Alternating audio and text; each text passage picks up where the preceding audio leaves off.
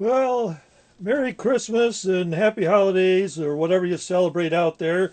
It's time for Rockets Junk, and with this being the anniversary of the flight of Apollo 8, the first mission to the moon, although they didn't land, but we got the nice Earthrise and the historic mission that saved 1968.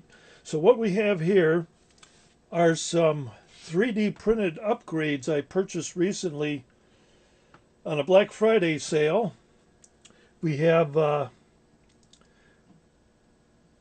3D printed Apollo command module with the launch escape system, launch escape tower. When you hear Tom Hanks say tower jet, that's the part in the boost protective cover that comes off. That's going to have to be primed and painted. We have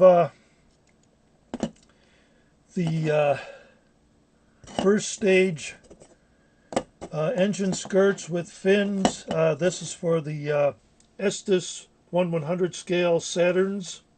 I'm going to upgrade my Skylab with that. This can also be used on the current Skylab Saturn 1B. It's a stronger than the injection molded plastic general purpose polystyrene. And up here we have a part to, I'm going to kit bash a 135 scale Mercury Redstone into a Juno 1 Explorer 4. Explorer 1 was the first one using the Jupiter C.